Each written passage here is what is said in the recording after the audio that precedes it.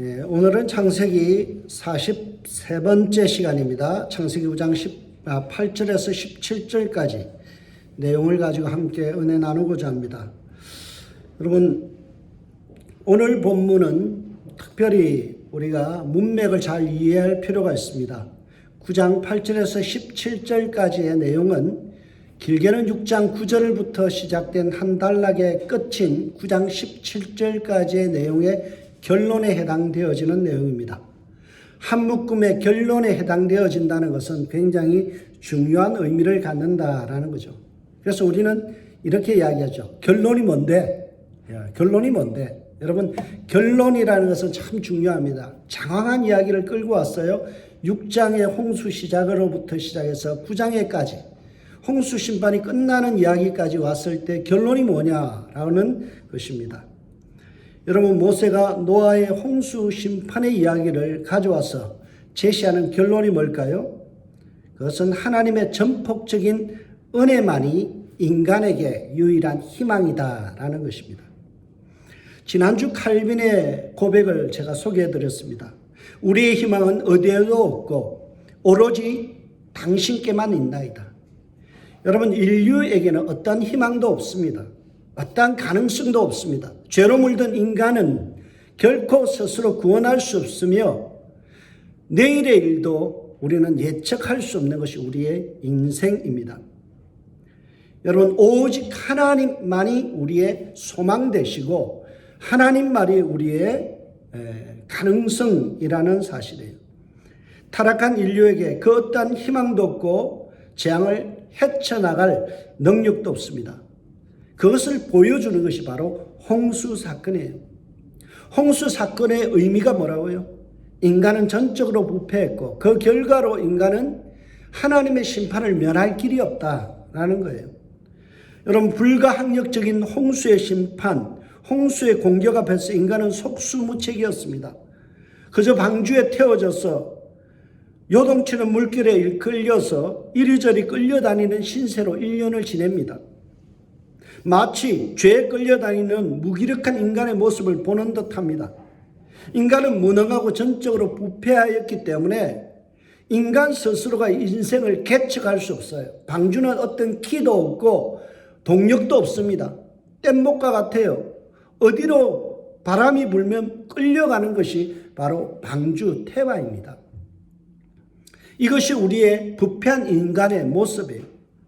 로마서 3장 10절에서 12절은 우리에게 이렇게 인간의 한 내용, 단면을 이야기합니다. 의인은 없나니 하나도 없으며 깨닫는 자도 없고 하나님을 찾는 자도 없고 다 치우쳐 한 가지로 무익하게 되고 선을 행하는 자가 없나니 하나도 없도다. 이것이 인간의 실상이에요. 인간의 내면, 인간의 인생의 모든 것을 딱 한마디로 이야기하면 의인은 없다. 무익하게 되어서 선을 행할 능력을 가진 인간은 하나도 없다라는 거예요. 그래서 인간의 역사는 계속해서 실패합니다. 창세기 3장의 인간의 타락, 그리고 홍수 심판이 6장부터 시작되어지죠. 계속해서 보여주는 그림은 인간의 실패를 보여주고 있습니다. 끊임없이 인간은 하나님 앞에 실수하고 실망을 끼쳐드리고 그리고 계속해서 타락하지만 하나님은 그럼에도 불구하고 인간을 포기하지 않는다는 사실이에요. 은혜를 주시며 일방적인 하나님의 언약을 계속해서 갱신해 가십니다. 인간은 약속을 어기는데 인간이 약속을 어기를 때마다 하나님은 다시 계약서를 다시 쓰는 거예요. 9절에 보면 하나님께서 하신 말씀의 첫 마디가 있어요. 홍수 심판이 끝나고 나서 하나님께서 하신 첫 마디가 우리 성경에는 내가 언약을 이라고 번역되어 있지만 히브리어 성경은 좀 다르게 되어 있습니다. 왕이 힌니 메킴이라고 되어 있어요. 이걸 번역하면 이렇습니다. 그리고 보라, 내가 세울 것이다. 다 허물어져 버렸어요. 다 폐허가 되었어요. 근데 하나님께서 어떻게 한다고요? 내가 세우겠다. 특별히 여기서 메킴이라는 단어는 참 중요한 의미를 갖고 있어요. 메킴의 원역이 쿰이라는 단어예요. 여러분, 쿰 하면 우리 성경에서 예수님에 의해서 나온 말씀 중에 쿰이라는 단어가 쓰여진 게 있죠. 달리다 쿰. 우리 번역에는 달리다움이라고 되어 있는데요. 원어는 탈리타 쿰이에요. 소녀야, 어린아이야, 어린 여자야, 일어나라 라는 거예요. 그 사건이 어떤 사건인가요? 야이로, 해당장 야이로의 딸이 죽었어요. 그 죽은 아이를 예수님께서 뭐라고요? 탈리타 쿰. 내가 너를 이렇게 세운다는 거예요. 죽어버린 아이예요. 그런데 하나님께서 은혜를 주심으로 인하여 다시 소생케 되어지는 사건이 탈리타 쿰이에요. 그 단어를 지금 가져와서 뭐라고요? 쿰, 하나님이 서신다. 하나님이 세우신다. 하나님이 수립하신다. 내가 하겠다. I will do that. 내가 하겠다는 거예요. 이 말씀은요, 하나님의 강력한 의지의 표현이에요. 그래, 너는 실패했지. 가만히 있어. 내가 하겠어. 내가 해서 너를 구원하겠다라는 거예요.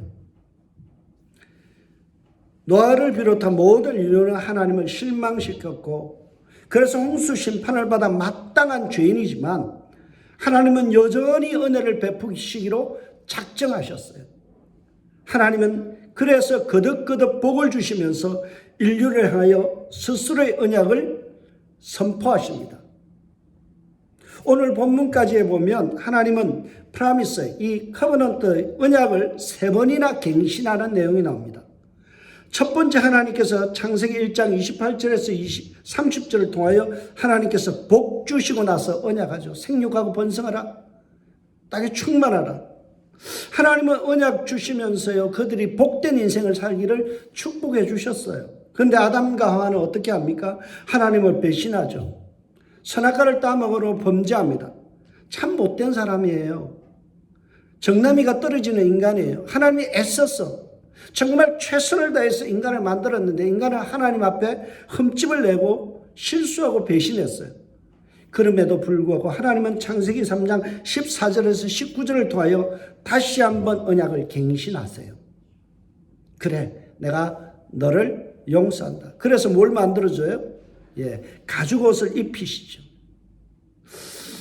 그랬으면 은혜에 감격하고 감사해야 되는데 인간은 온갖 추잡한 죄를 지으며 하나님이 애써 만드신 이 창조의 세계를 완전히 망쳐버립니다. 그것이 바로 타락한 인간의 모습. 그래서 하나님께서 뭘 결정해요? 홍수 심판을 결정하죠. 완전히 썰어버림을 당해도 싼 인간들이에요. 하나님께서 인류를 다 없애버려도요, 할 말이 없어요.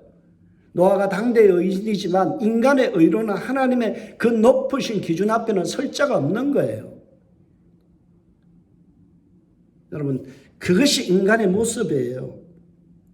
그런데 하나님은 오늘 본문을 통해서 노아의 가족을 선택하시고 새로운 인류를 시작하시면서 다시금 계약서를 다시 써요. 언약을 다시 맺습니다. 언약을 갱신하십니다. 저는 이 본문을 보면서 하나님 참 쏙도 좋으신 분이다. 인간은 여러분 3번 나에게 실수를 하고 어떤 아픔을 주는 사람 만나고 싶을까요? 내가 계속해서 손해를 보는데 3번째 손해를 보면 어떡할까요? 정내미가 떨어질 거예요. 하나님 속이 참 좋으신 분 같아요. 실망을 끼치는 인류를 향하여 하나님이 약속하신 내용이 뭔가요? 내가 이번에도 참아 넘기겠다. 내가 너를 무조건 참아 넘기겠다. 11절을 보세요. 내가 너와 언약을 세우리니. 하나님 언약, 커버넌트, 이 프라미스를 해요. 약속을 해요. 뭐라고요? 다시는 모든 생물을 홍수로 멸하지 아니할 것이다. 땅을 멸할 홍수가 다시 있지 아니하리라. 미워도 다시 한번 기회를 주겠다는 거예요. 내가 물 심판을 재현하지 않겠다. 모든 피조물을 보호하겠다 약속하십니다. 참 은혜로운 하나님이시죠. 이 보호의 축복은요, 인간에게만 주어진 것이 아니에요. 이 축복은 인간을 비롯한 모든 생물들에게도 주어졌습니다. 여러분, 뱀으로 대표되어지는 산악한 동물들도 타락했어요. 그런데 하나님은 그들까지도 보호해 주시겠다는 거예요. 오늘 본문에 자주 등장하는 단어가 있죠. 모든 생물이라는 거예요. 생명 있는 모든 것을 보호하겠다는 거죠. 11절에 12절, 15절, 16절, 17절에 계속해서 반복되어 나오는 단어가 바로 생물, 모든 생물이에요. 모든 생명체는 하나님께서 다시는 물로서 심판하지 않겠다. 거듭 약속해 주세요. 하나님은 모든 생명체에 있는 것들을 포기하지 않는다는 거예요. 그리고 그 종들이 유지되어질 수 있도록 보호하시겠다는 거죠.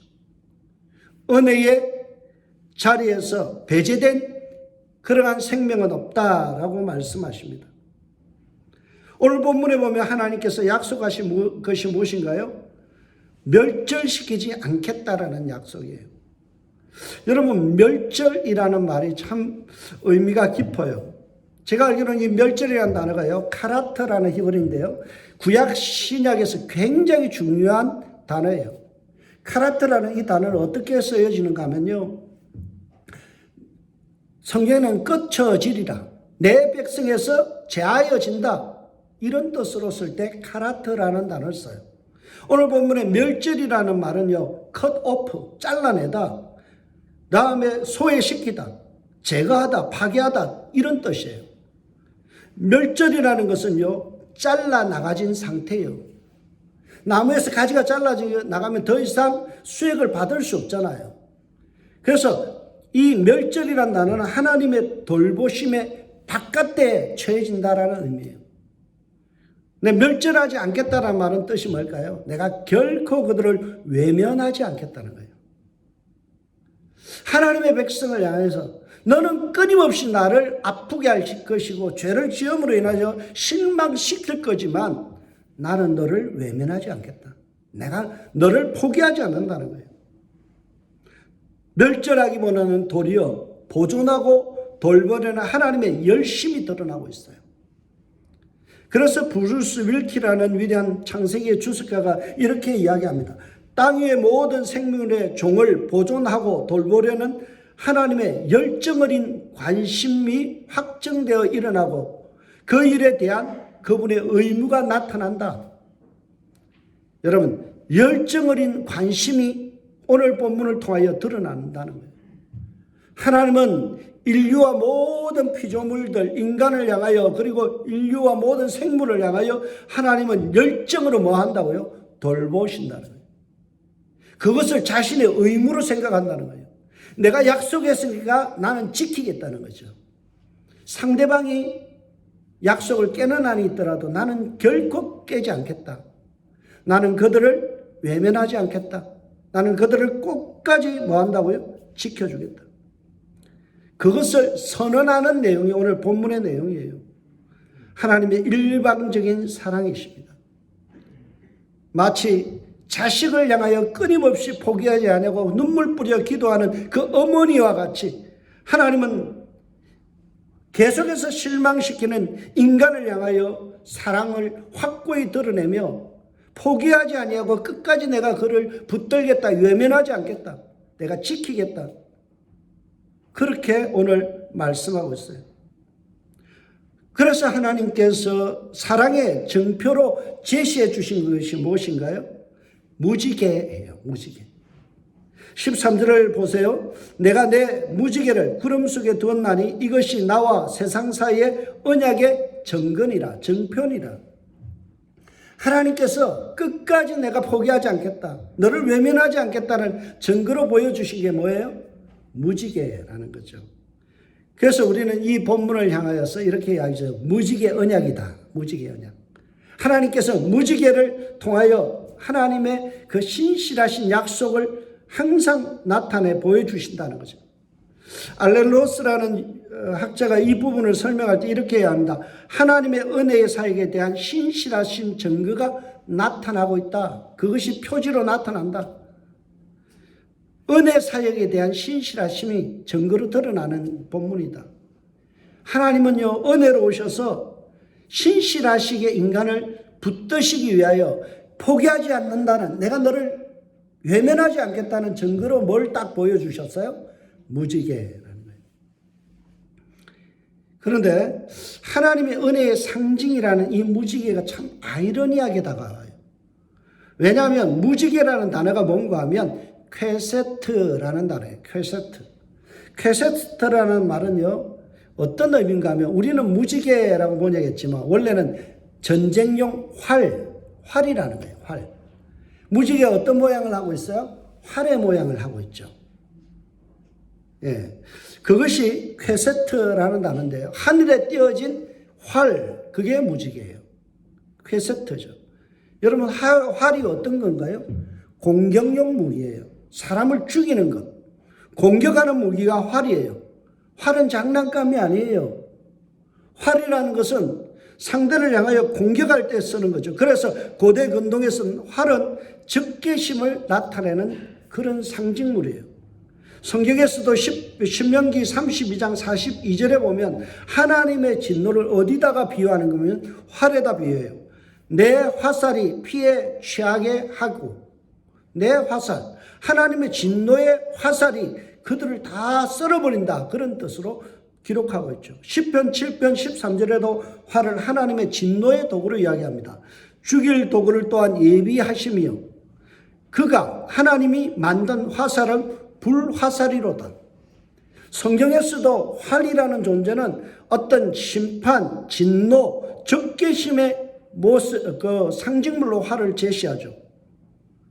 그런데 그 무지개라는 활이 하늘 공중에 걸려 있는데 어떤 모양으로 걸려 있나요? 팽팽히 조여진 그러한 공격의 모습으로 있나요? 아니에요. 매우 느슨해진 활의 모습으로 하고 있습니다. 느슨해진 활이 땅에서부터 저쪽 산에서부터 시작해서 하늘 꼭대기를 지나서 저쪽 산 너머에까지, 여러분, 산과 산의 그 거리가 얼마일까요? 예, 엄청 넓은 그 거리를 두고 활이 걸쳐져 있다는 말은 이거는 팽팽히 화살이 조여져 있다는 것이 아니라 매우 느슨한 모습으로 있다는 거죠. 지평선에서부터 시작하여 지평선에 펼쳐져 있는 이쪽 산에서부터 저쪽 산에 길게 무지개가 걸려 있다는 거예요. 그래서 클라이너라는 학자가 이 부분을 이렇게 설명합니다. 활은, 무지개는 수직으로 떠서 적의 정면을 향하여 팽팽하게 당겨진 것이 아니라 수평으로 느슨하게 시위의 화살의 시위가 풀려져 있다. 무장해제된 모습이라는 거예요. 여러분, 하나님께서 활을 통하여, 무지개를 통하여 무엇을 의미해요? 나는 적개심을 버렸다. 무장해제했다. 너를 향하여 마땅히 심판해야 되고, 너를 향하여 마땅히 죄의 결과로 죽음을 징계해야 되지만 나는 더 이상 공격용 활, 심판의 활을 쏘지 않겠다. 하나님께서 무장해제했다라는 것을 보여주신 것이 뭐예요? 바로 무지개라는 거예요. 여러분, 미국인들이 지나갈 때 여러분 하이 그러죠. 왜 하이를 할까요? 이게 미국 문화의 전통이에요. 여러분, 미국인들은 총을 들고 살았잖아요. 그래서 하이라는 것은 내 손에 뭐가 없다고요? 총 없다. 나 적개심 없어. 너 나와 함께 공격하지 마. 나도 그럴 생각이 없어. 손을 펴서 하이하는 거예요. 이게 미국의 오랫동안의 전통이에요. 주먹을 쥐고 있으면 뭔가 날릴 것 같잖아요. 손을 펴고 있으면 어때요? 아, 저 사람이 나에게 공격할 의사가 없구나 이거예요. 하나님께서 활을 통하여 우리에게 보여주신 메시지가 뭐예요? 하이. 나 너 공격 안 해. 나 너 심판 안 해. 너는 나를 향하여 끊임없이 실망시키고 끊임없이 범죄하여 심판받아 마땅하지만 나는 너희를 향하여 하이. 나 공격하지 않아. 심판하지 않아. 그 말씀을 하시는 거예요. 여러분, 호전성과 적대감의 상징인 이 활이 이제는 화해의 상징으로 나타나고 있어요. 그래서 이 본문을 묵상했던 델리치라는 학자가 이 본문을 이렇게 합니다. 하늘과 땅 사이에 길게 뻗은 무지개는 양자 사이를 묶는 평화의 띠가 되었다. 하나님과 인간을 화해시키는 띠가 되었다. 참 멋있는 표현이죠. 또한 지평선을 둘러치고 있는 무지개는 모든 것을 감싸는 신적 자비를 보여준다. 무지개가 보여주는 게 뭐라고요? 하나님의 자비하심, 하나님의 하회, 하나님의 공격적인 마음을 다 버리고 뭐 한다고요? 내가 하회하고 그리고 평화로서 자비의 마음으로 다가서겠다는 거예요. 전투의 상징이었던 활이 이제는 화해와 평화의 상징으로 제시되고 있습니다. 그런데 이 변화가 누구에게서부터 왔나요? 인간에게서부터 발현된 것이 아니라 하나님의 일방적인 은혜로 주어졌다라는 사실을 말씀해 주고 있어요. 이 사실을 밝히기 위해서 14절에 보면 평화의 상징인 이 활이 어디에서부터 출현했다라고 되어 있어요? 하나님의 임재의 상징인 구름에서 비롯되었다는 거예요. 여러분, 하나님의 임재하는 곳마다 뭐가 있었어요? 구름이 있었잖아요. 그래서 구약에서 구름 그러면 하나님이 임재하시는 곳, 그런 의미가 있습니다. 14절을 보세요. 내가 구름으로 땅을 덮을 때에 무지개가 구름 속에서 나타나면, 무지개에서 어디서 나타난다고요? 구름 속에서. 여기서 강조되는 말은 내가 라는 말과 무지개라는 말이에요. 무지개가 하나님께서 구름 속에 나타날 때, 거기에 뭐가 나타나요? 무지개가 나타난다라는 거죠. 여러분, 저는 이 말씀을 묵상하다가 이런 생각이 들어요. 구름이 뭘까? 구름이 뭐예요? 수증기의 집합이에요. 물기의 집합이에요. 그래서 구름을 통하여 뭐가 쏟아져요? 비가 쏟아지잖아요. 예.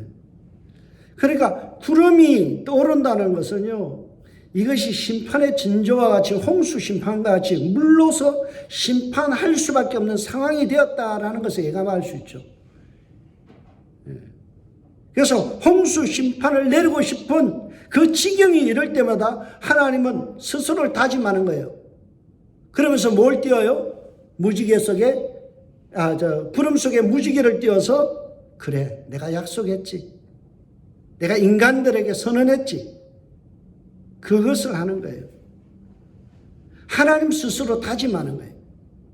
그래서 빅터 해밀턴이 이 본문을 이렇게 이해합니다. 무지개가 하나님 스스로를 자제하고 자비를 보여주시는 것이다. 하나님 스스로 자제하고 자비를 보여주시기 위하여 뭐 한다고요? 무지개를 띄었다라는 거예요. 그래, 내가 모든 피조물들과 약속했지. 한 입으로 두말할 수 없잖아. 속이 뒤집어지지만 그래도 참자. 나는 하나님이야. 하나님이 인간과 선언하고 약속했은 것을 무슨 말이에요? 어떤 상황에도 지켜야지. 그래서 하나님 스스로 작정하셨다는 거예요. 15절을 보세요. 내가 나와 너희와 및 육체를 가진 모든 생물 사이에 내 언약을 기억하리니 다시는 뭐가? 물이 모든 육체를 멸하는 홍수가 되지 아니하리라. 여러분, 물이라는 것은 물기고 구름이 모든 것을 멸절하지 아니하리라. 그렇게 말씀하고 있죠. 여러분, 왜 멸절하지 않을까요? 왜 하나님의 언약과 하나님의 보호하심에서 제외되거나 외면당하지 않을 수 있는 이런 일들이 어떻게 일어나나요? 오늘 본문은 중요한 단서를 15절에 이야기합니다. 내 언약을 뭐 한다고요? 기억하리니. 여러분, 15절에 나오는 이 핵심 단어 기억하리니라는 것이 우리에게 익숙한 단어죠. 자카르라는 단어는 6장 9절에서 9장 17절까지 오늘 한 단락 6장부터 9장까지 이 단락의 정중앙에 있었던 게 몇 장이에요? 8장 1절이잖아요. 거기에 보면 오늘 사용했던 기억하리니라는 단어가 사용되었어요. 여러분, 거기에 보면 하나님이 노아와 그와 함께 방주에 있는 모든 들짐승과 가축을 기억하사 하나님이 바람을 땅 위에 불게 하심에 물이 줄어들었고, 홍수가 완전히 극에 달았을 때 무슨 사건이 일어났어요? 하나님의 기억하여 주심. 하나님께서 외면하지 않았다는 거예요. 그것이 홍수 심판의 핵심이에요. 인간은 실패하고 인간은 부패해서 홍수 심판을 당해서 마땅하지만 그 한 가운데 뭐가 있다고요? 하나님의 기억하여 주심. 포기하지 아니하고 하나님이 기억하여 주신, 그것이 홍수 심판의 핵심 내용이에요. 홍수 심판 가운데서 하나님이 기억하여 주시는 은혜가 있다라는 거예요. 모세는 오늘 이 본문을 통하여 우리에게 어떤 메시지를 주나요? 하나님은 너를 잊지 아니하신다. 하나님은 너를 끝까지 기억하신다라는 메시지를 주고 있습니다. 인생의 노아에 홍수와 같은 민물이 들어와서 죽게 되는 순간에도 하나님은 우리를 떠나시지 않아요. 하나님은 결코 우리를 버리시지 않아요.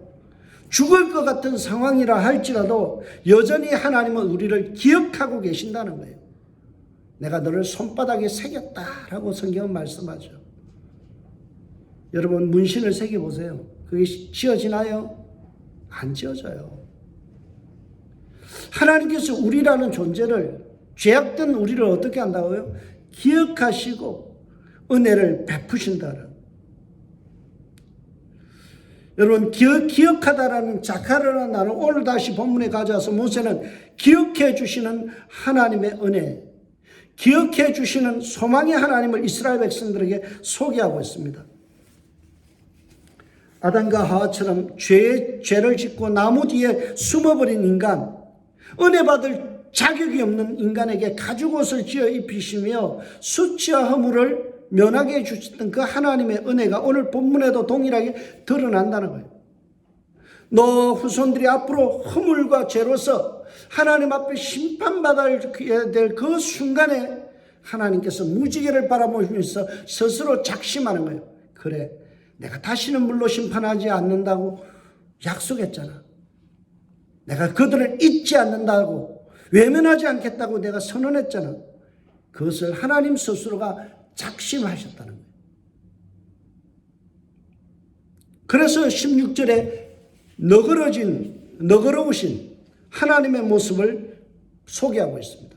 굉장히 하나님을 너그럽게 소개해요. 16절을 보세요. 무지개가 구름 사이에 있으리니 내가 보고 나 하나님과 모든 육체를 가진 땅의 모든 생물 사이의 영원한 언약을 기억하리라. 내가 보고 기억하리라 라고 하죠. 여러분, 우리가 눈여겨봐야 될 단어가 내가 보고라는 단어예요. 이 단어가 6장 12절에도 사용되었죠. 그때는 하나님께서 무엇을 보셨어요? 하나님이 시선이 어디에 초점이 맺혀졌어요? 하나님이 보신 적 땅이 부패하였으니 이는 땅에서 모든 혈육 있는 자의 행위가 부패함이었더라. 하나님은 무엇을 보셨어요? 그 거룩하신 눈으로 인간의 부패성을 보셨어요. 하나님은 공의로우신 하나님으로서 인간의 그 부패함을 그대로 직시해 보셨어요. 높으신 하나님 기준에서 악한 세상의 현실을 보셨어요. 높으신 하나님의 기준에서 인간의 허물과 죄를 보셨어요. 그런데 오늘 본문에 보면 하나님의 시선이 매우 부드러워져 있어요. 너그러져 있어요. 하나님이 인간에 대해서 너그러운 시선으로 보고 계신다라는 사실을 오늘 본문에서 발견합니다. 인간의 죄악을 집중적으로 보셨던 그 거룩하신 시선은 이제는 용서와 화해의 상징인 무지개를 보고 있어요. 브루스 윌키라는 학자가 이 본문을 주석하면서 이렇게 이야기합니다. 하나님은 스스로 기준을 낮추시며 의도적으로 인간의 악보다는 이렇게 색채가 풍성한 광경, 무지개를 감상하기로 선택하셨다. 이전에 하나님은요, 인간의 죄악을 마치 현미경으로 들여다보듯이 아주 꼼꼼하게 보셨어요. 인간의 부패성을 그대로 보셨어요. 근데 이제 하나님 의도적으로 눈을 돌려서 뭘 본다고요? 인간의 부패성이 아닌 그 아름다운, 색채가 풍성한 그 무지개를 하나님이 보시기로 작정하셨다는 거예요. 하나님의 시선이 돌려져 있는 것을 우리는 볼 수가 있습니다. 스스로 기준을 낮추시고 의도적으로 아름다운 것을 보시기로 결정하신 거예요. 하나님의 작정하신 내용이 뭔가요? 인간과 피조물의 죄악과 부패와 실수를 보던 그 눈길을 돌려서 이제는 선한 것으로, 선한 눈길로 보기로 작정하셨다는 거예요. 이게 은혜잖아요. 여러분, 하나님께서 여러분들을 선한 눈길로 보지 않았다면요, 우리는 하나님의 백성 될 수 없어요. 우리의 죄악이 하나님의 그 세밀하시고 현미경 같으신 그 하나님의 눈으로 우리의 죄악을 샅샅이 뒤져본다면요, 저는 여기서 설교 못해요. 여러분, 여기에 거룩하신 하나님의 존전 앞에 나올 수 없어요. 하나님이 의도적으로 뭐 하신다고요? 하나님께서 아름다운 부분을 보기로 약속하셨다는 거예요. 하나님의 그 시선의 변화가 우리의 소망의 근거가 되는 거예요. 여러분, 이스라엘 백성들은 하나님의 그 선하신 눈길을 경험한 적이 있어요. 그게 어디에 나와요? 출애굽기에 나오죠. 출애굽기 이스라엘 백성들이 하나님의 선하신 눈길을 경험한 것이 출애굽기 12장 13절에 나와요. 출애굽기 12장에 보면 하나님께서 애굽에 10가지 재앙을 내리죠. 그 10가지 재앙을 보면 마지막 재앙이 뭔가요? 예, 장자를 죽이는 거잖아요. 그 집마다 장남은 다 그날 밤에 죽는 거예요. 그때 하나님께서 이스라엘 백성, 하나님의 백성들에게 이 재앙을 피해 나갈 수 있는 해결책 솔루션을 제시합니다. 그것이 뭔가요?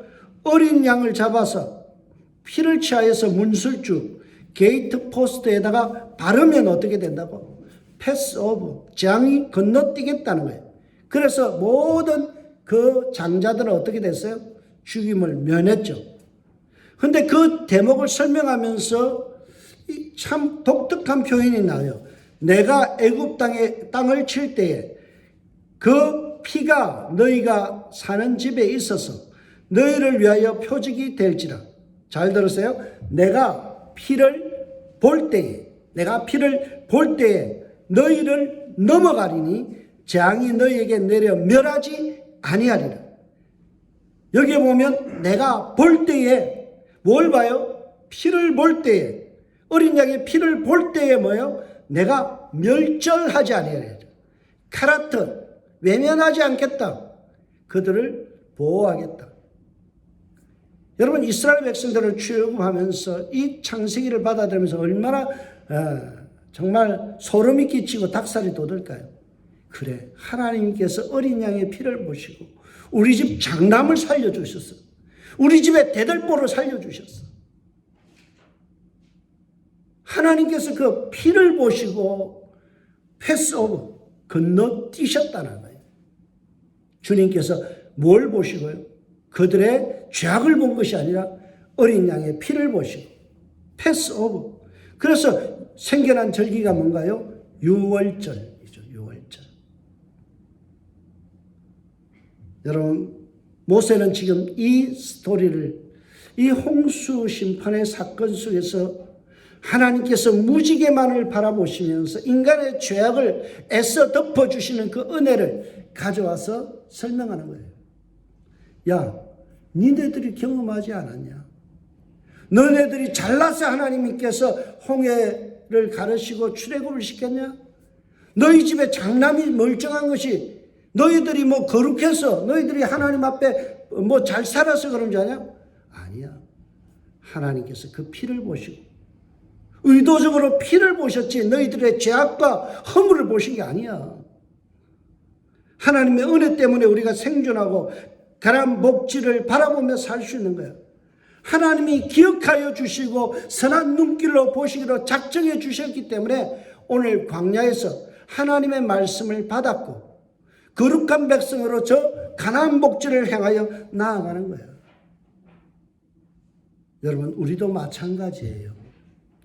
6월절 어린 양 되신 예수 그리스도의 보혈의 피가 우리의 인생의 문설주, 게이트 포스트에 칠해지지 않았다라면 우리는 천국은 갈 수 없는 거예요. 모두가 지옥 가야 돼요. 베드로전서 1장 19절에서 20절에 말씀하잖아요. 너희가 알거니와 너희 조상이 물려준 헛된 행실에서 대속함을 받은 것은, 구원받은 것은 은이나 금으로 금같이 없어질 것으로 된 것이 아니요 오직 흠없고 점 없는 어린 양 같은 그리스도의 보배로 두 배로 피로된 것입니다. 예수 그리스도의 보혈의 피가 우리의 인생의 물서주에 발라져 있기 때문에 패스오브, 지옥 가야 될 것을 패스오브, 건너뛰었다는 거예요. 그리고 내가 외면하지 않겠다. 너의 인생을 끝까지 내가 기억하고 너를 지키겠다 약속하셨죠. 심판의 활시위가 다 풀리고 예수 그리스도의 십자가를 통하여 우리는 화해의 자리에 놓이게 되었습니다. 십자가는 하나님과 우리 인간 사이에 다리를 놓아주셨어요. 화해의 손을 붙들게 해주셨어요. 예수의 그 보혈의 피가 아니면 우리는 어때요? 다 지옥 가야 돼요. 소망이 없어요. 우리 스스로의 행위로, 우리의 노력으로 천국 갈 수 없는 거예요. 오직 어린 양 예수 그리스도의 보혈의 피가 우리의 모든 죄악을 가리시고 하나님께서 심판하시기로 우리의 죄악 속에서 드러난 그 죄악을 보시고 심판해야 되는 그 순간에 저 아이의 영혼에 예수 그리스도의 보혈의 피가 발라져 있구나. 그러면 너는 천국 들어와. 심판을 면하는 거예요. 길이 참으시는 중에 우리의 죄악을 간과하시고 예수 그리스도의 보혈의 피로 우리를 구속해 주신 이 은혜, 그래서 우리가 예배하는 거잖아요. 그래서 우리가 하나님을 향하여 찬양하는 거고요.